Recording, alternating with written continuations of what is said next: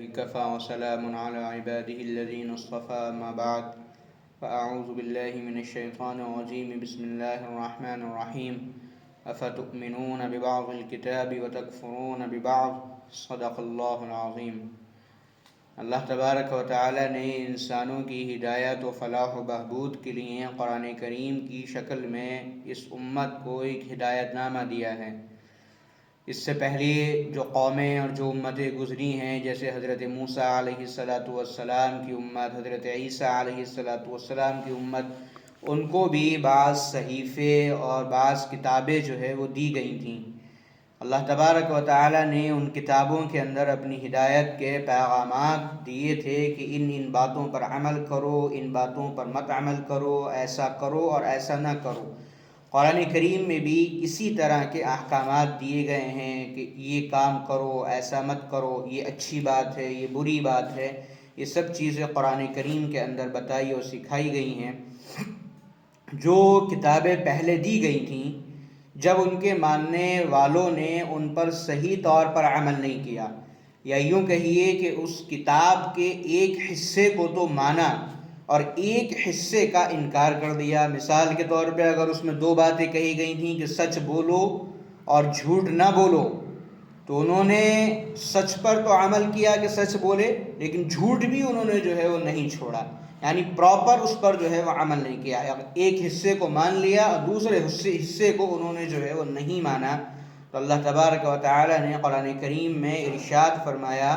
کہ وہ لوگ جن کو ہم نے جو ہے وہ کتاب دی تھی، انہوں نے اس کتاب کے ایک حصے کو مانا اور ایک حصے کا انہوں نے جو ہے وہ انکار کر دیا،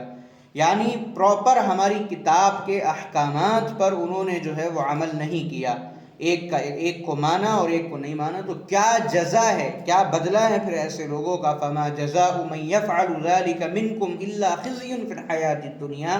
کہ جو ہماری کتاب کے ایک حصے کا تو اقرار کرتے ہیں اور ایک حصے کو نہیں مانتے ہیں، ایک حصے کو مانتے ہیں اور ایک حصے کو نہیں مانتے ہیں، کیا بدلہ ان کا ہونا چاہیے سوائے اس کے کہ ان کی دنیا میں ذلت اور خواری ہو؟ وَيَوْمَ الْقِيَامَةِ يُرَدُّونَ إِلَىٰ أَشَدِّ الْعَذَابِ، اور جب وہ قیامت کے دن ہمارے دربار میں آ کر کے کھڑے ہوں گے تو بھی ان کو سخت ترین عذاب کا سامنا کرنا پڑے گا۔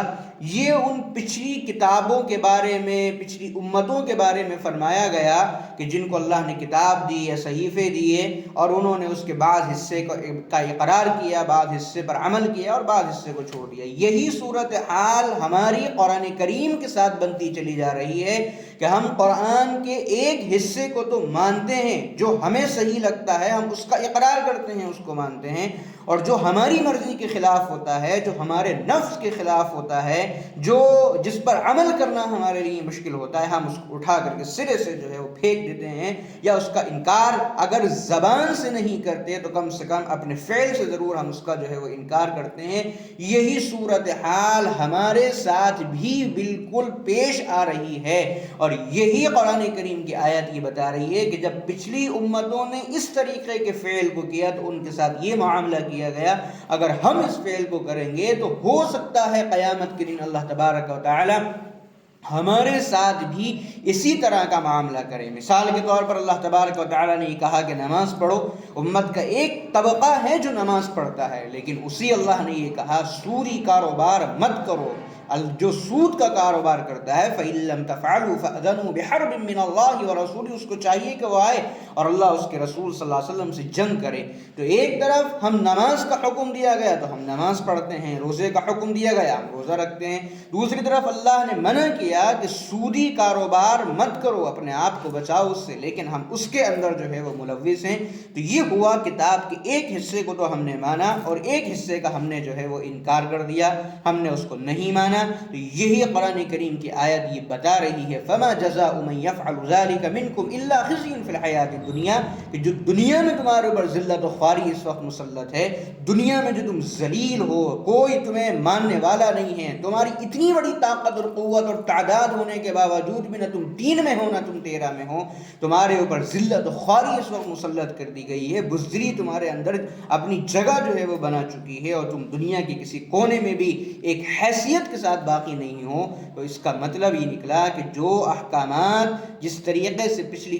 قوموں اور امتوں نے جب اپنی کتابوں کا انکار کیا اور ایک حصے کو مانا اور دوسرے حصے کو نہیں مانا، تو ان کے اوپر دنیا میں ذلت اور خواری اور عذاب مسلط کیے گئے، سیم صورتحال یہی ہمارے ساتھ ہے۔ اور قیامت کے دن جب اللہ کے سامنے چاہو وَيَوْمَ الْقِيَامَةِ يُرَدُّونَ إِلَىٰ أَشَدِّ الْعَذَابِ، تو کہیں ایسا نہ ہو کہ اللہ تبارک و تعالی سخت ترین عذاب کے اندر ہمیں جو ہے وہ جھونک دے۔ اگر اس ذلت سے نکلنا ہے، اگر اس خواری سے نکلنا ہے، اگر ان حالات سے نکلنا ہے، تو پورے قرآن پر، پورے دین پر، پوری رسول اللہ صلی اللہ علیہ وسلم کی سیرت پر پورے طور پر عمل کرنا ہوگا۔ ادخلوا یا ایھا الذین آمنوا ادخلوا فی السلم کافہ، اے ایمان والو پورے کے پورے ایمان کے اندر داخل ہو۔ یہ آدھا تیتر آدھا بٹیر والا معاملہ چلنے والا نہیں ہے۔ اللہ تبارک و تعالی ہمیں اور آپ کو صحیح فکر عطا فرمائے۔ آمین۔ وآخر دعوانا ان الحمد للہ رب العالمین۔